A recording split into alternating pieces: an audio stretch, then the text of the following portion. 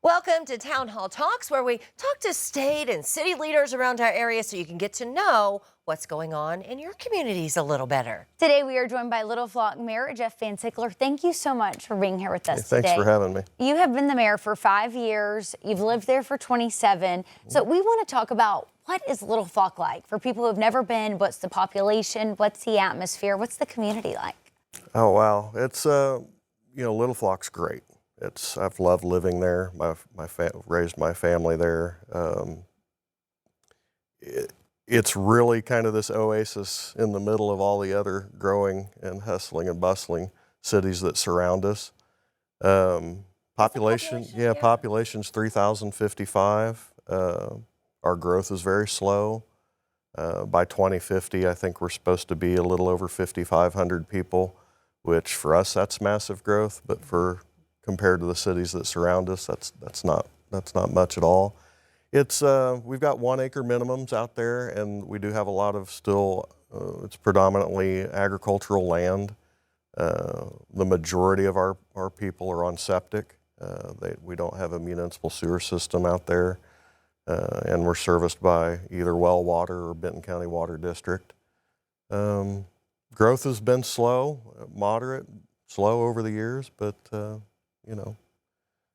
it's just a great place to live. Well, what does that look like compared to, surrounding cities, Bentonville, Rogers, where the growth and the boom is happening and people are buying up property? It must be special to have such a close, tight-knit community that isn't, a whole bunch of new people isn't moving in every single day. Yeah, so you do get some. I think a lot of it's ancestral. It's folks that have lived out there since Little Flock was created and passed it down from generation to generation, and they recognize what they have and how special it is to have it. People don't want massive growth out there. They want it to remain a beautiful agricultural style country feel in the middle of having the amenities just right around the corner. So citizens aren't big on having a need for business growth because they can drive 5 or 10 minutes to get to it. We've seen the traffic increase. We get with the growth that surrounds us, it's inevitable. People find the path of least resistance. So we have seen the traffic increase, but for us, the growth has been very moderate, very slow. Well, and y'all are in such a unique spot because you are 10, 15 minutes from Rogers, Bentonville, Bella Vista. And so that does give opportunities for people to go out. And one thing that I think is so neat about people staying in for their homes and things like that is y'all have a lot of traditions. You were mentioning some of them, especially around holidays where the community comes together. Yeah, we have our annual Easter egg hunt. We've not been able to have that the last couple of years due to the Memorial 2024 storms, but we have our annual Easter egg hunt for the kids, which we love putting on. I love seeing the community come together for that. We occasionally get the people that, I don't know that they call it this, but the pickin' in the park, where they come and they play on a Monday night and it's just freelance music. It's really cool to see. That's an old vibe. Our annual trunk or treat for our police and fire put on, and some citizens sign up and usually do decorate trunks for Halloween. We're looking forward to increasing some of that and offering some more as our construction gets hopefully completed by the end of this year, and just bringing the community together as often as we can. It's just a great place to live. Well, you had mentioned the Memorial Day tornado in 2024. What type of damage did you guys receive? And you're still rebuilding. Yeah, so our City Hall took a tree right down the middle of it, and so it had to be tore down. And so we've been living and operating out of a mobile trailer that was donated to our city from the city of Springdale. And it's under the reconstruction process of what we're calling our city campus is underway. We're looking to have it done by mid-November.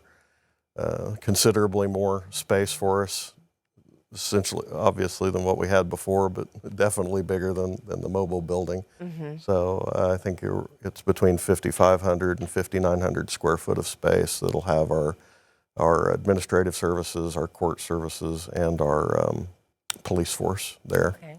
And then we'll be able to have our planning commission meetings and city council meetings, community engagement meetings, all at that facility once again. Whereas right now we're thankfully the community coming together, but the Benton County Sunshine School has for the last 2 years been our host for our planning commission and council meetings, and the Boundless Grace Church this year's been the site of our community engagement meetings. So Yeah.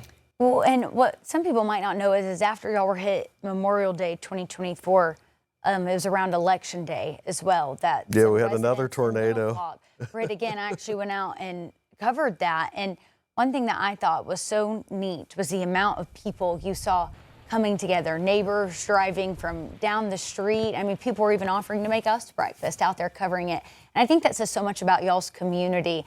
Can you kind of just talk about the people there and how y'all come together in those hard times? So that was our second tornado over the year. It happened in November. And yeah, that's just the way the community is. I think I'd like to say it's special only to us in Little Flock, but I feel that it's kind of the Northwest Arkansas way. But yeah, we have great citizens. They come from all over and help each other out. Just like even after the Memorial storm, we had a couple of days where we had volunteer days, and people from all over came out and helped do tree cleanup and help families that clear across town. So yeah, it's just a great place to live. Well, you guys don't have a lot of revenue generating businesses, but how does the community sort of survive and move forward? What's the secret behind that? Well, it's support of the city council. It's great budgeting from our department heads. It's hardworking employees that stay within their budgets. Grants when we can get them, and just I think people, as far as our citizens go, I think people understand that we are low in revenue, and so that the expectations might be a little lower. So yeah, we try to do the best we can with what we've got, and I think we do a great job. Couldn't do it without the support of council, and definitely we've got probably the best employees in Northwest Arkansas. There you go. I love that. Well, and being a smaller town, y'all are often sometimes overlooked, which I know sometimes is a really good thing because you like the secret of your sweet little town. But also, how has that been a challenge over the years? Well, there goes again. You talk about Little Flock. It's like, do you want to be known? Do you want to be on the radar? Because you're trying to preserve what we have in the middle of all this growth. But yeah, it's a challenge from time to time. I think for some citizens, they probably feel slighted if City of Rogers or City of Bentonville or surrounding cities are getting the news time and getting the visits from governors or senators or whatnot, and that we don't, because it does give you somewhat of a sense of maybe being left out in the dark. But I think we come together and we make do the best we can. That's the rebuild of our city hall is gonna cost the taxpayers out of our savings and the huge chunk of it, and that's just one thing that we've got to overcome over time. We were talking about you guys had a sales tax that didn't pass here recently. What We happened did. with that? So we had during the preferential primaries, we had a proposed increase for an additional 1% sales tax. That would have taken our overall sales tax to 9.5%, similar, same to what our surrounding cities are. We're currently at 8.5%, and it ended up in a tie. We didn't have, in my opinion, a great voter turnout overall. It was 174 votes split evenly, for and against, and so it failed. And we're looking to bring that back before the voters as soon as we can. There's some debate as to whether or not we can do that this coming general election. But Why do you think it failed? Gosh. Voter turnout? I think a lot of it had to do with voter turnout. I think a lot of it had to do with it maybe wasn't communicated well enough. I could have done a better job at ensuring that our citizens knew that it was going to be on the ballot and that it was important for them to get out and vote for it. You know, that's one of the ways when you're not growing and you don't really want the growth, the sales tax is going to be a key factor in the survivability and longevity of our city. And a lot of people might not know what exactly that sales tax goes towards in a city. What were y'all hoping that could go towards? So right now, this 1 cent on the dollar that we collect today gets split evenly 50-50, with half going to our street department and half going towards emergency services. The additional 1% that we were proposing, or that we had proposed during the preferential primaries, was we didn't earmark it for street or emergency services. We said it would go for general use.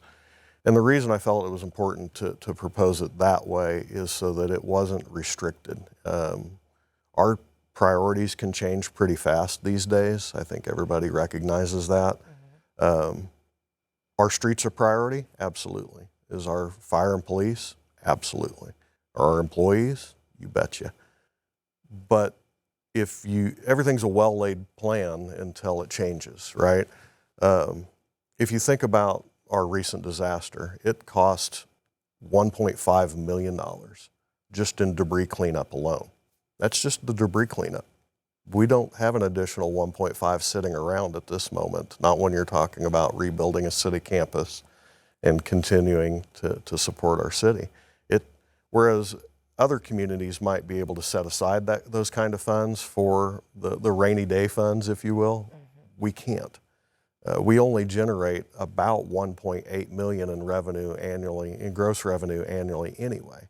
And at the end of our expenses, we're blessed if we have $150,000 left over.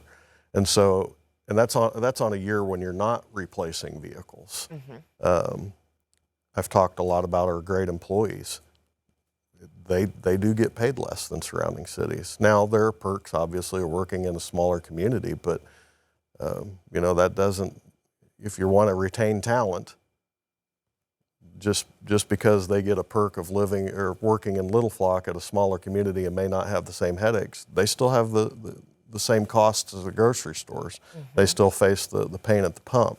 And so looking ahead at what that looks like for trying to get good pay raises and keep good pay for employees, you've got to come up with ways to do that. Yeah, it just sounds like you guys, I mean, we have something very special here in our area with all the growth and all the things happening, but there's something so special about that small town feel too. Absolutely. And you guys seem to just have it. We do, and we're very proud of it. And we'll cling to it till the bitter end, I'm sure. That's just the way it is. We know what we have, and we want to hang on to it. Mayor Jeff Van Sickler, thank you so much for being here with us today. Thank you so much for having me. Well, thanks for joining us on Townhall Talks. To see this interview again, you can go to our website, 5newsonline.com.